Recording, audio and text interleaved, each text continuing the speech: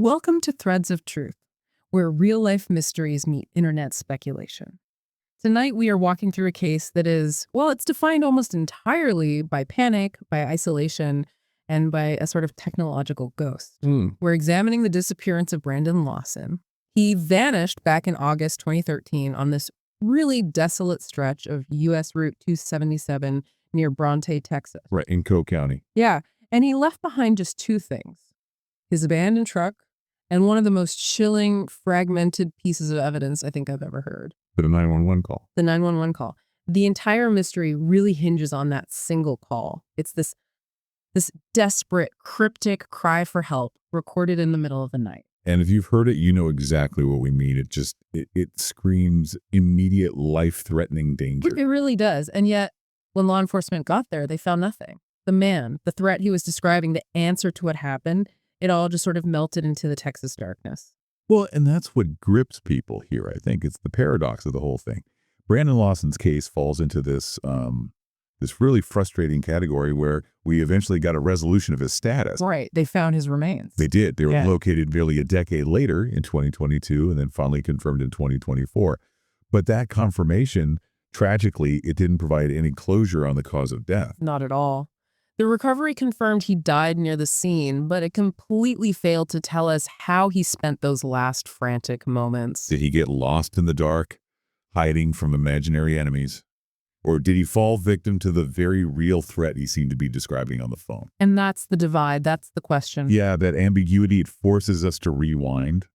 We have to go back and re-examine those initial moments, but now with the benefit of hindsight. Okay. So our goal tonight is to walk through that timeline, to really dissect that confusing 911 audio down to its conflicting whispers, and then try to analyze what the final discovery actually confirms and what it leaves. Well, forever obscured. Okay, so let's unpack this timeline. We have to start with the context of that night, August 8th, 2013, because things were already pretty tense before he even left his house. The volatility is a crucial starting point. You're absolutely right. Brandon was 26, an oil field worker, a dad to 4 kids. Right. But he left his home in San Angelo at 11:54 p.m. And it was right after a pretty serious argument with his longtime girlfriend, Ladessa Lofton. So he's already starting the night stressed, emotional, and just on the move. Exactly. And his mental state might have been compromised beyond just the argument.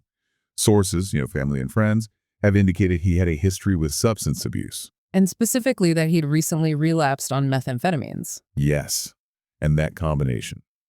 A high-stakes argument and reported stimulant use. That's a recipe for a really volatile situation. People reported he was showing paranoid behavior leading up to that night. Which is a very classic side effect of methamphetamine use. So you have this pre-existing mental volatility that provides a context where external reality and, internal delusion can just merge. Yeah. They can become indistinguishable. And on top of all that internal pressure, there's a very real external one. He had an outstanding warrant. Drug charges. Yeah. Yeah. That warrant is this huge, silent character in the story. How so? Well, if Brandon was already feeling paranoid, feeling watched or pursued, which is common, that warrant would just amplify his fear of any official presence. Especially police. And that fear, it absolutely dictates his actions later on. It's the key to understanding why his first impulse is to run and hide, not to stand by the road and wait for help. So he leaves San Angelo late at night. He's driving north, supposedly heading to his father's house in Crowley, which is about a 3-hour drive. A long trip to make that late. But he doesn't get very far. Around 12:30 a.m., his journey comes to a very abrupt halt. His truck, a silver Ford F-150, runs out of gas. And it happens on this incredibly desolate stretch of U.S. Route 277 south of Bronte. We have to emphasize the location here. This isn't just a quiet road. This is empty. Oh, it's pure remote Texas ranch land. There's nothing out there. Just isolation, darkness, and really poor infrastructure. It immediately ramps up the danger no matter what happens next. So he's stranded, but his first call isn't to 911. No.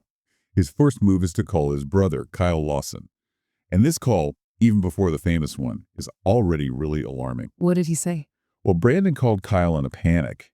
He first said he was just 10 minutes up the road and needed gas. Simple enough. But Kyle, his brother, He immediately knew something was very wrong with Brandon's mental state. He could tell from his voice. He said Brandon sounded high and hallucinating, Wow. which that lines up perfectly with reports of paranoia and substance use. And Kyle, despite being worried about his brother's state, he does what a brother would do. He gets some gas and starts driving out to help him. He does. But while Kyle is on his way, Brandon is making other calls. The thing is, many of them are incomplete. They keep dropping. Because of the cell reception. Exactly. That poor reception is such a tragic character in this story. Communication was just, it was breaking down at the absolute worst possible time. Yeah. These rural areas are full of signal dead zones. So even if a call connects, it can be fragmented, distorted, just really susceptible to dropping out entirely. And that technological failure, it directly leads to the confusion later on. Okay, so then around 12:50 a.m., we get to the centerpiece of the case, the cryptic, panicked 911 call. This is the moment. It's about a minute of highly, highly unintelligible audio. You can hear he's out of breath. He's frantic. It's raw. It is the definition of ambiguity. I've listened to it so many times, and every time you can almost hear something different. It becomes a psychological Rorschach test. That's a perfect way to put it. You know, experts and internet sleuths have spent years trying to clean it up, trying to transcribe those 60 seconds. And what you hear is this rapid shift from what sounds like simple car trouble to a life or death emergency. A very rapid shift. Let's try to walk through some of the phrases that people have pulled out, the ones that point toward an external danger. But, we have to acknowledge how difficult this transcription is. Of course. The most common transcription is certainly the most alarming one. Amidst the panting and the static, Brandon seems to say, "I'm in the middle of the field. My truck ran out of gas." Okay, that's straightforward. But then he says, "There's one car here. A guy's chasing me through the woods. Please hurry." A guy's chasing me. Yeah. That changes everything. It's no longer a breakdown, it's an attack. It completely transforms the scene. But then there's another phrase that suggests maybe an accidental confrontation. This is where the foul play theory really gets its fuel. What's that one? He seems to say, "There'll be no talking to him. I accidentally ran into him." Accidentally ran into him. I mean, what does that even mean? Like, he hit them with his truck or just stumbled upon something he shouldn't have. Exactly. If you take it literally, ran into him, could imply anything from a minor traffic incident to, running into some kind of illegal activity happening on a deserted road. It suggests a situation that escalated really, really fast, independent of his truck breaking down. And the desperation in his voice, that sells the reality of the threat, whatever it was. It does. But what's so fascinating and so frustrating is how many different transcriptions exist. Some early versions say he said, "I ran into him," one person. Okay. Others insist he says, "I ran into them," suggesting multiple people. The difference between those two words is, well, it's massive. It changes the entire narrative, a single guy versus a group.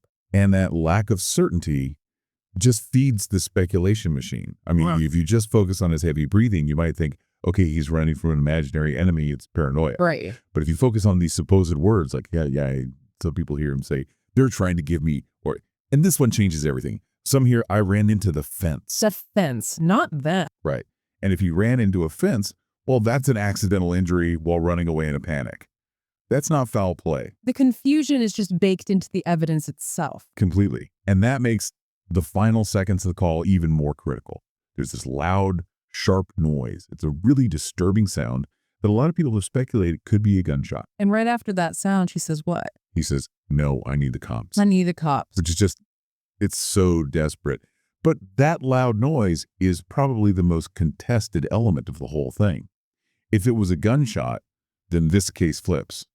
It's a homicide, or at least a violent confrontation. But it could be something else. Oh, absolutely. Forensic audio analysts will tell you, with that poor quality, that sound could easily be the phone dropping on gravel, a car door slamming, maybe even the truck backfiring in the cold air. We can't definitively say it was a weapon. And then there's the detail that, for me, is maybe the most unsettling, the possible second voice. Yes. This is a huge point of contention. Some analysts, when they've tried to isolate the audio, they claim they hear a very faint, unknown voice saying yes. In response to what? In response to the dispatcher asking if he needed an ambulance. Yeah.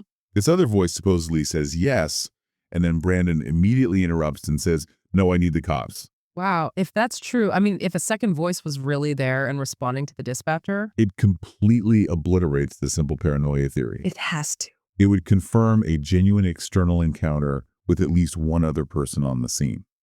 But again, we have to be so careful. Technical experts caution that trying to verify a sound that faint in highly compressed, low-quality audio, Yeah. it's almost impossible to be 100% certain. It's a huge question mark, but it's not a definite answer. Exactly. So while all this is happening, Brandon's running, the 911 call cuts out. What's going on back on the highway? Well, about 20 minutes after that frantic call ends, so around 1:10 a.m., a Coke County deputy arrives on scene, and he finds the silver Ford F-150 abandoned, and it's parked kind of haphazardly, partially in the roadway. And Kyle, his brother, has also arrived by this point. He was expecting to just find Brandon waiting with an empty gas tank. And this is where that outstanding warrant just tragically changes everything. It's the pivot point of the whole night. Hmm. The deputy talks to Kyle, and Kyle tells him about the warrant. And he also tells him that Brandon sounded high and hallucinating on the phone. So what's the immediate assumption? The assumption by both the deputy and by Kyle is that Brandon saw the police car coming, got scared because of the warrant, and is now just hiding nearby in the darkness to avoid getting arrested. So they're not looking for a victim of a crime. They're looking for a guy who's actively avoiding them. Precisely. It was a tragically logical assumption, but it was the wrong one. Kyle searched the area. He walked around for about 30 to 45 minutes, just calling out for Brandon. But Brandon never answered. Never emerged. So Kyle eventually left. He figured Brandon would either come back to the truck once the deputy was gone, or maybe try to walk to his father's house. And that decision, based on the warrant, it creates this fatal window. It's the critical window for his disappearance. And we have to talk about the environment itself again, because it's like a silent suspect in this case. The terrain. The terrain around that part of Route 277 is incredibly rough. We're talking dense mesquite brush, deep ravines, steep inclines, rocky fields. It's treacherous to navigate in broad daylight. Let alone in pitch black, running, and in a state of panic. Exactly. So that environment, combined with the initial assumption that he was just hiding, it created the perfect storm for a disappearance that would take nearly a decade to even begin to solve. The critical window to find him was missed in those first few hours. When a case is defined by that much ambiguity, I mean, the public imagination just rushes in to fill all those gaps. This vacuum. Yeah, it's a total vacuum. And the interpretation of the fact split pretty dramatically into two really fiercely defended camps. It had to. The evidence itself points in two completely opposite directions. Was this an internal psychological crisis that ended in an accidental death?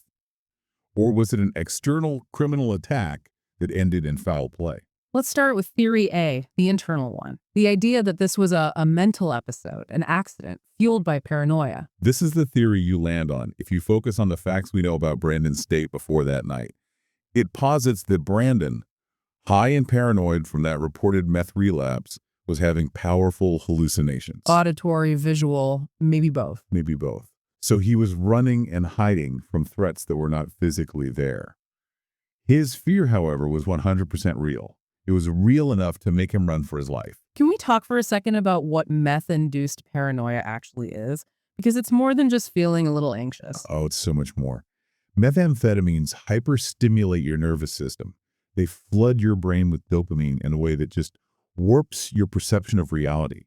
A very common symptom is this profound belief that you're being watched or followed or pursued by specific malevolent people. So it's not just a vague feeling of dread, it's a specific, targeted delusion. Yes. And that provides a terrifyingly perfect justification for fleeing into the dark, for abandoning the safety of his truck, for ignoring the fact that his brother was on the way to help him. And the drug warrant just adds a layer of reality to that delusion. It's the real-world hook for his paranoia to hang on. So, under this theory, the shortness of breath, the frantic running, it was all self-inflicted peril caused by his own panic. And so the cause of death in this scenario is the environment. It's the environment itself. He runs into that brutal terrain, the dense brush, the steep inclines, and he succumbs to the elements. It was August in Texas. Dehydration, heat stroke, those are real possibilities. Or he falls. Right. He falls into a crevice, a natural drainage pit that are all over those ranch properties, and he dies accidentally from the fall. or from being trapped and injured while running blind. Okay, so now let's pivot to the other side. Theory B, foul play. A criminal encounter. And this theory basically requires you to take the words in the 911 call at face value. This camp dismisses the paranoia context, or at least says it's secondary. They argue that the words Brandon used, "a guy's chasing me," and especially, "I accidentally ran into him," are concrete statements of fact. He wasn't hallucinating, he was reporting. He was reporting. He encountered someone else on that lonely highway, maybe a minor fender bender, maybe he stopped to ask for help, and that situation turned violent, and it turned violent fast.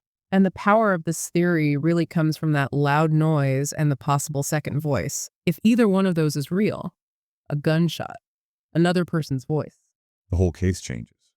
It's no longer a tragedy, it's a crime. And that's why the audio became this huge online obsession, isn't it? People were searching for certainty where there just wasn't any. Exactly. Think about the different transcriptions we mentioned. If he said, "I ran into the fence," you have an accidental injury. If he said, "I ran into him," you have a deadly confrontation. It's a true Rorschach test. You hear what your own biases or beliefs prepare you to hear. You really do. And the big updates, the discovery of his remains in 2022 and 2024, they were supposed to finally settle this debate. But did they? They gave us crucial geographical context, Yeah. which I think does lean one way, but they did not give us a definitive cause of death. So where were the remains found? They were found in February 2022. It was on private hunting property, only about a mile from where the truck was abandoned on the highway. A mile. So he didn't get far at all. He didn't get far. And that location, it immediately gives a lot more weight to the environmental vulnerability part of Theory A. Because it suggests he wasn't abducted and taken somewhere else? Precisely. The fact he was found so close, within walking distance, it strongly suggests he died shortly after he fled the truck. It means the elements, the brush, the heat, the lack of water were massive contributing factors, whether or not he was injured by someone else first. But, and this is the huge but, Yeah. it confirms where he died, not how he died. That's the vital caveat. The location works for either theory.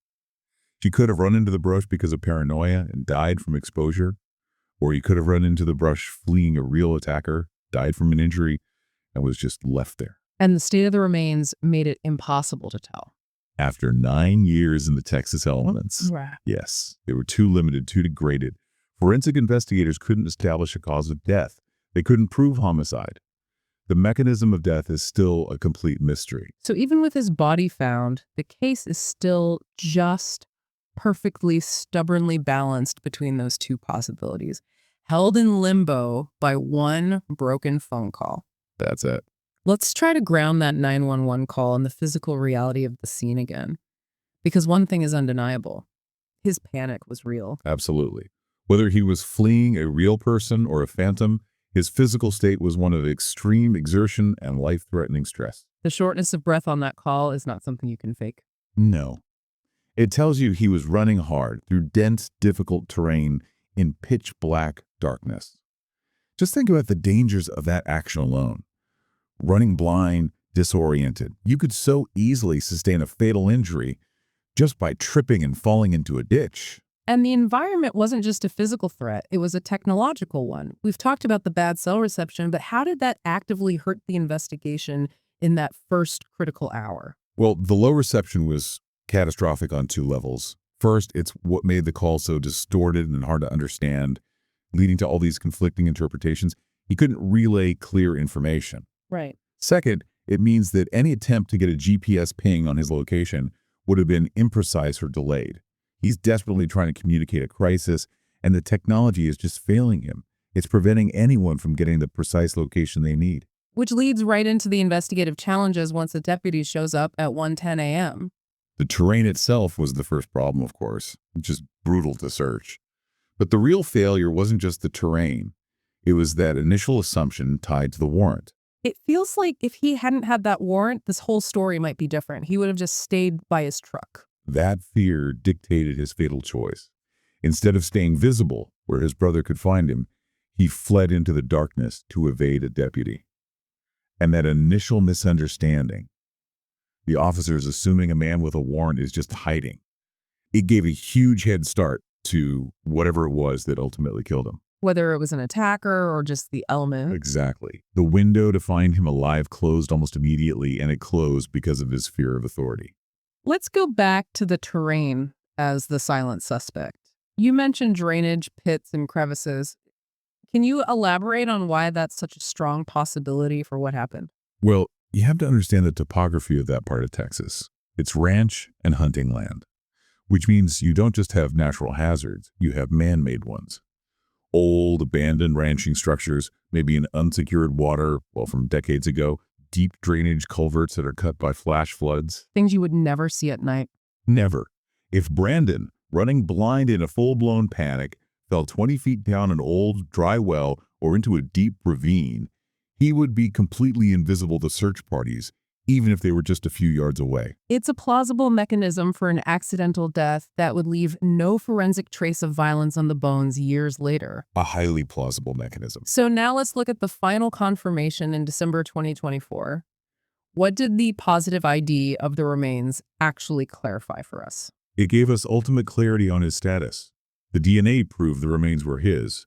They were found with clothing that matched what he was last seen wearing, a yellow shirt, camo shorts, white Nike tennis shoes.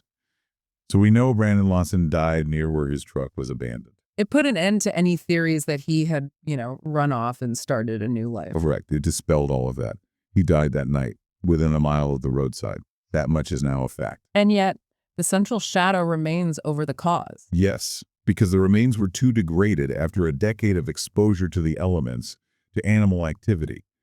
Forensics just couldn't determine a definitive cause or manner of death. We can't prove homicide, but we can't rule it out either. And we can't prove accidental death, but we can't rule that out. The evidence is just silent on that crucial question of violence. So the mystery lives in those few minutes between the 911 call ending and whatever happened next. Did he run into the woods and collapse from paranoia and exhaustion? Or did he run into the woods and succumb to the person he said was chasing him? I think the only conclusion you can draw is that the answer lies somewhere in that terrible middle ground. The final discovery confirmed the outcome. He died there, but it didn't illuminate the process. The initial ambiguity of that phone call is still the dominant truth of this case. It really is the ultimate cold case, where the victim was found, but the story is still lost. So this brings us to why this case just continues to resonate so deeply with people almost a decade later. Why does this one broken audio clip hold so much power?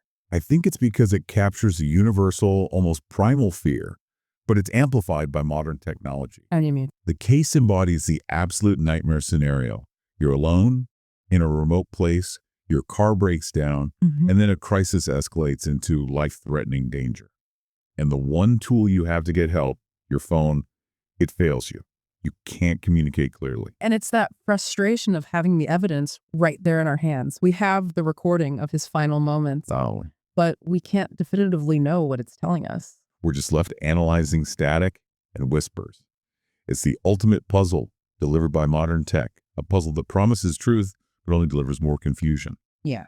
And in the end, we're forced to confront the dual reality Brandon was in that night, the very real physical dangers of that dark, rough environment. And the severe mental pressures of paranoia, of substance use, of having a warrant out for your arrest. It's a tragic convergence. Yeah. And it's likely that both of those factors, the internal and the external, contributed to the fatal outcome. And that makes it almost impossible to ever point to a single cause or a single culprit. A deeply unsettling and complex situation, and a stark reminder of the limits of investigation when time and nature have had their say. A very stark reminder. Thank you for walking through this challenging material with us today. When you reflect on Brandon Lawson's final moments, I think it's worth considering the profound tragedy of a man fleeing from fear, whether that fear was imagined or real, and running straight into the very real, very physical dangers of the pitch black, treacherous Texas night. It was the convergence of paranoia and peril that ultimately proved fatal. A dark case that really shows how elusive closure can be. Indeed. We will be back soon to examine another high-profile mystery that leaves us questioning reality. Next time, we turn our attention to the case of Jennifer Fairgate, the woman with no past, and our hotel room full of questions. Join us then.